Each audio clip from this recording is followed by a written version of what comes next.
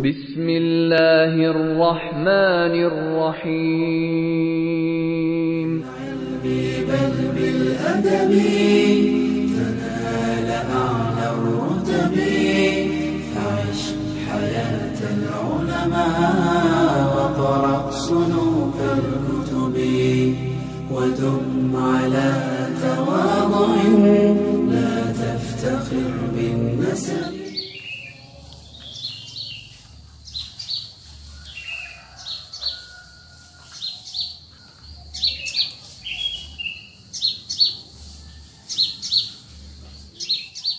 Bismillahirrahmanirrahim.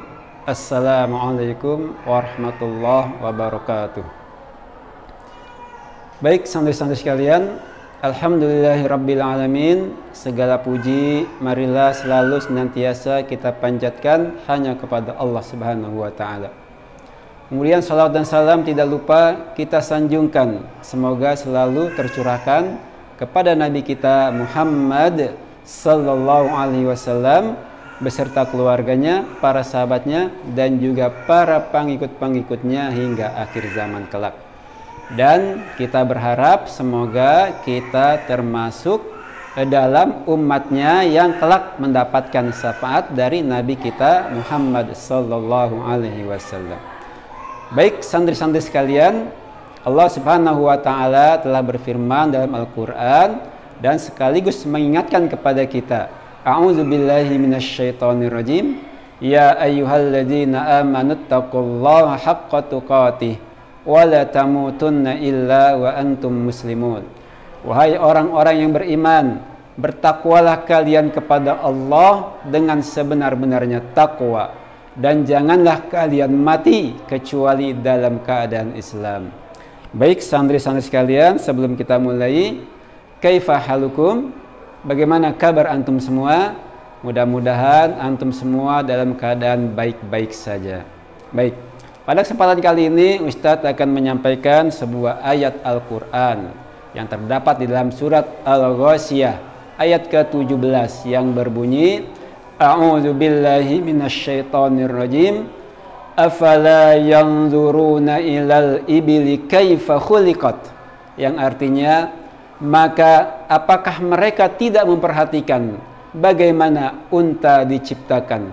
Al-Quran surat Al-Ghasyiyah ayat 17. Baik, berkenan dengan ayat tersebut, maka insya Allah pada kesempatan video kali ini Ustadz akan menyampaikan lebih jauh tentang unta ya. Namun sebelumnya antum sekalian bisa mempersiapkan buku Momentum Imannya ya. Buku Momentum Iman Kutab awal 3 pada halaman 69.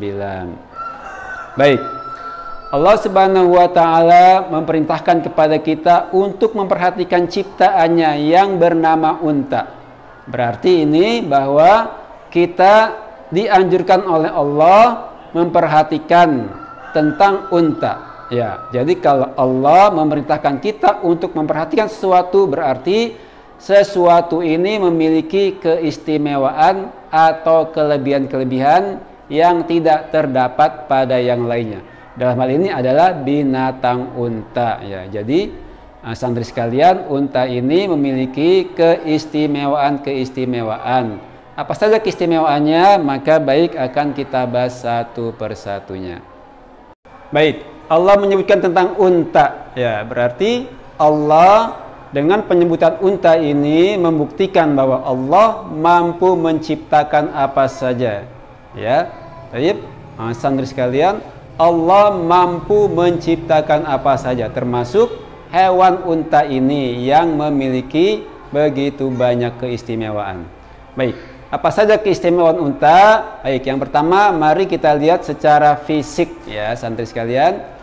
Jadi unta ini secara fisik, unta ini memiliki fisik yang kokoh dan kuat ya, memiliki fisik yang sangat kokoh dan kuat.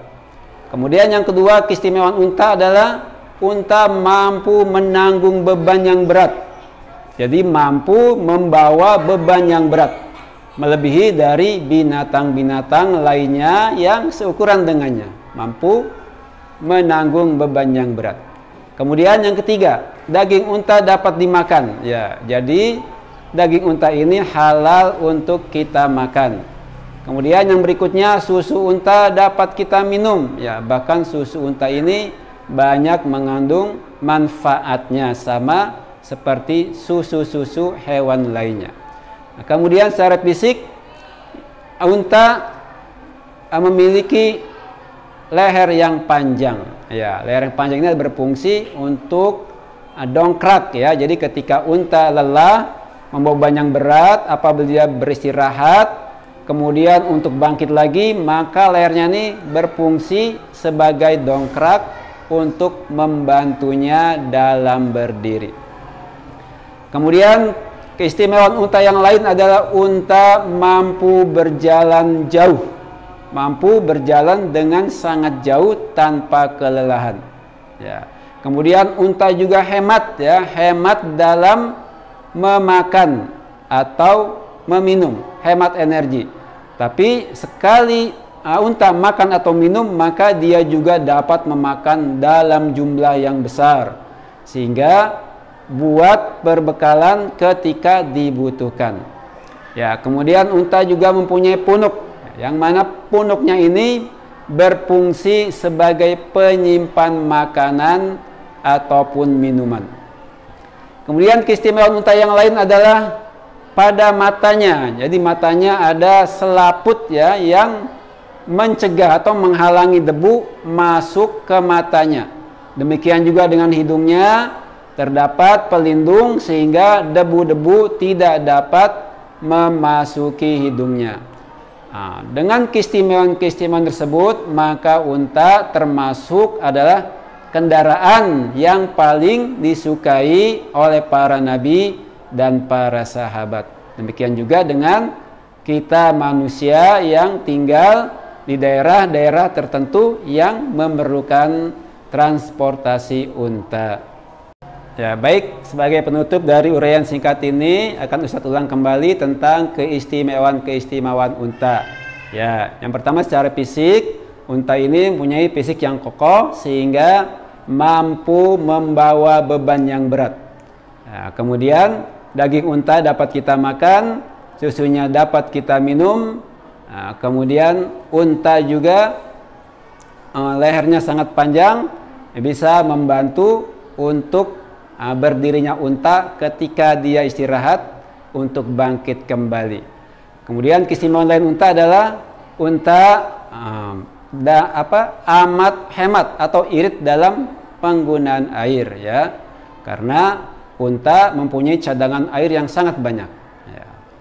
Kemudian unta juga kuat atau sangat kuat untuk perjalanan-perjalanan jauh ya.